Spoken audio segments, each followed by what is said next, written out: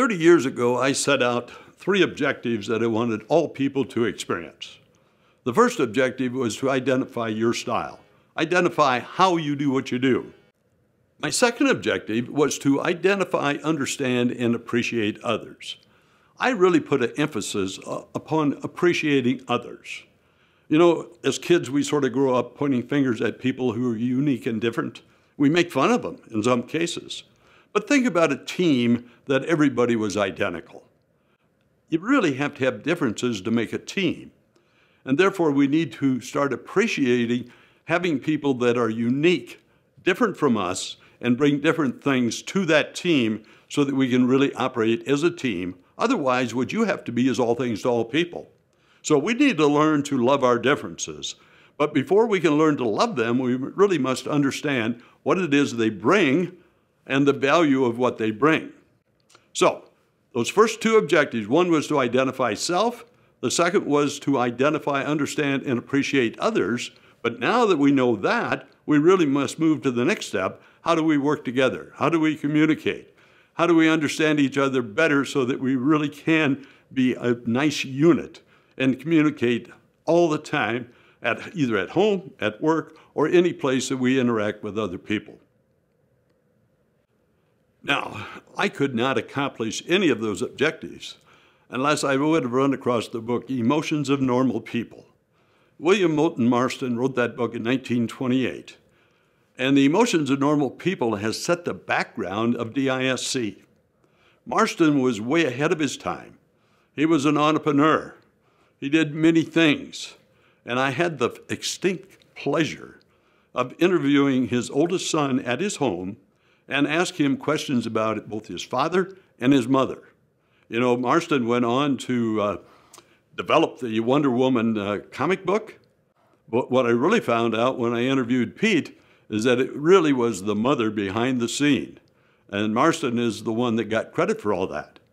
I'd also like to point out that Marston wrote the book, The Lie Detector. Many sources give him credit for inventing the first lie detector.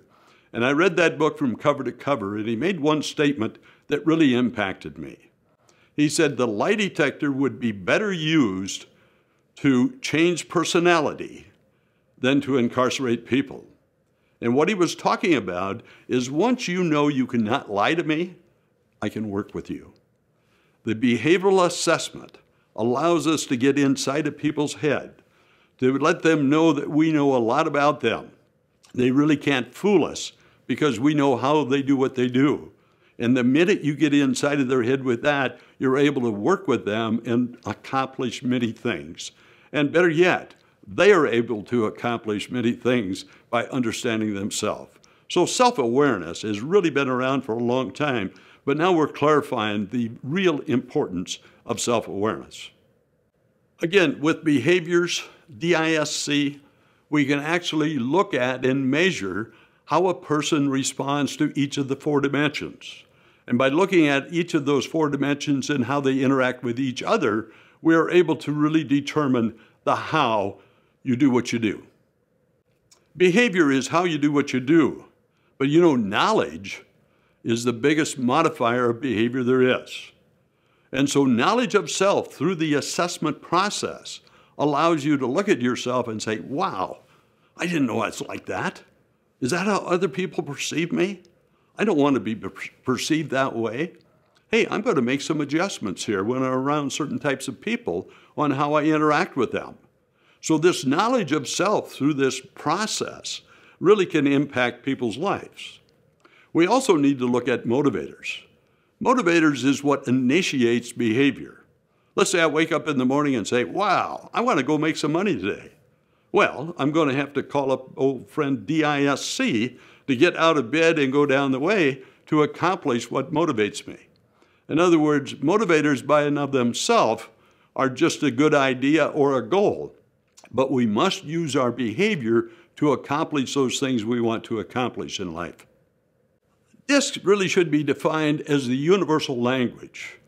A D is a D is a D anywhere in the world. We've validated this.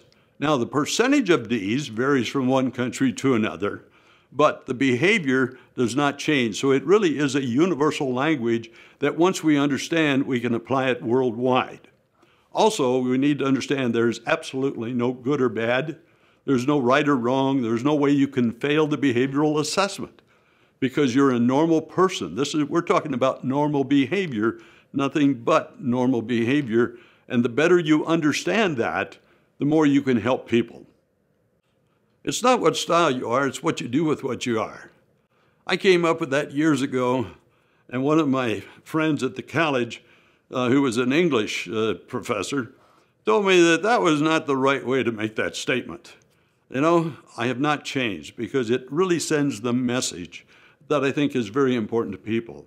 It's not who you are, it's not what you are, it's what you do with what you are. And through this understanding of self, we can actually make enhancements in our own life and the lives of other people.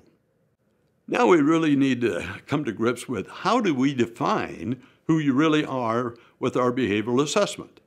To start with, we have 24 questions. You must respond and rank things from 1 to 4. 1 being most like you and 4 being least like you. Now, the 24 questions are basically the same question asked 24 different ways. We've disguised it so that we can get this. This is how you get validity, and specifically, this is how you get dependability and reliability built into an assessment by asking that same question over and over again and getting people to tell us about it. There's 384 different personalized reports that can be generated with TTI's concept. Most of the other people in the marketplace do not have the ability to actually take it out to 384. They may stop at 16, some may stop at 24, different varying things because they really don't understand the uniqueness. And this uniqueness comes as we go through here and understand the whole concept, understand the graphing, and then understand how we read and interpret those graphs, not only for you, but from the computer standpoint. When I first started using DISC, everybody was talking about 3 different graphs. Graph 1, Graph 2, Graph 3. Graph 1 was the graph that you adapted behavior, or it was your response to the environment. When I go to church on Sunday morning, I shut up, I sit down, I listen. I'm adapting my style. If I did not adapt my style, I would actually give the sermon and take up the collection because I'm using my natural talents.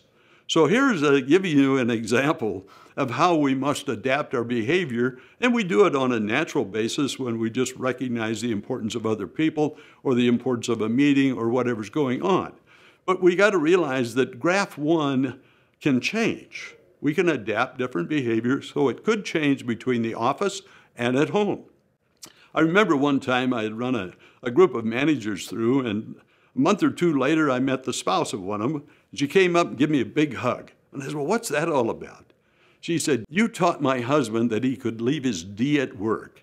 He did not have to bring it home to run the family. What a change in their relationship. And I thought, wow, that happened accidentally. I didn't talk to him about that. But he learned to adapt his behavior. He learned the importance of adapting his behavior at home with his family.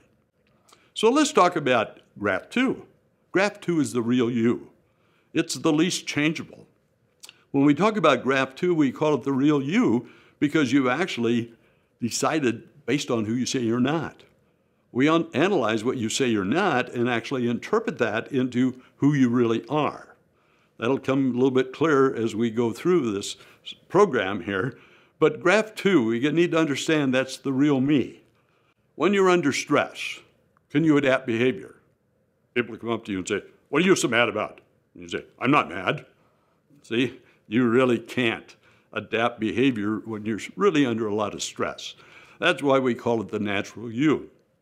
I also do want to match you up to a job based on who you really are, your natural style. Now, your natural style could change over time if you experience a significant emotional event. But it really takes a significant emotional event where you assess, who am I, what do I want to be, and then you could possibly bring around a change. I know good friends of mine that are psychologists have tried to change people's behavior for years. It's hard to change other people's behavior. If you want to change your behavior, you can do it, but plan on taking anywhere from 1 to 2 years to bring it about. Because while your behavior isn't totally carved in stone, you have to have somewhat of a foundation. Otherwise, you're all over the place, and we all need a foundation where we're comfortable and where we can be totally relaxed. In 1984, I first computerized DISC. Part of the report came from graph 1, part of it from graph 2, another part from graph 3. Wow. When we found people adapting major change in graph 1, it distorted the information in graph 3 to the point that it was not accurate. So our research said that graph 3 cannot be accurate unless what you see is what you get in people, that they're really not adapting behavior, and there are people in life that don't really adapt much behavior. Their graph 2 is what you'll actually see in graph 1. But we had to get rid of graph 3 because we did not know what was really going on in people's lives. It was not valid, and it sounded like we were talking to somebody that totally was not even in the building. So graph 3 was eliminated based on research back in 1984. It's very important to understand how the graphs are actually plotted. Looking at graph 1, the adapted behavior, all the zeros are at the bottom of the graph. And every time you pick an adjective as describing you as most, or giving it a 1 or a 2, we move you up on that scale. So you start at the bottom, 0. Every time you say I'm bold, we move you up 1. You say I'm demanding, we move you up another on the D scale. We could repeat the I, S, and C, the same thing. So you're floating up on those 4 factors as you pick those choices that are describing you. On graph 2, the zeros are at the top of the graph, so you're all things. What we want to find out is when you tell us that you're not something, we move you away from that factor.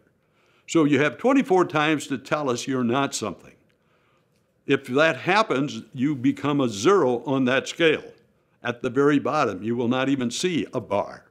What is the chances of you not being that if 24 out of 24 times you've actually picked that as not being you? So you can see the real validity comes as we move people down from those factors. Again, it's important for you to note, we have removed the plot points and things from our graphs because in this competitive world, most people follow us. And as we make changes and improvements, we don't want other people to actually steal all of those ideas. Another important point I really want to point out to you, even though I've been doing this for over 30 years, I guarantee you I'm still learning. And that's a beautiful thing about what we do. We have a chance to be in continuous learning for the rest of our life because we're dealing with the most precious thing on earth, and that's people.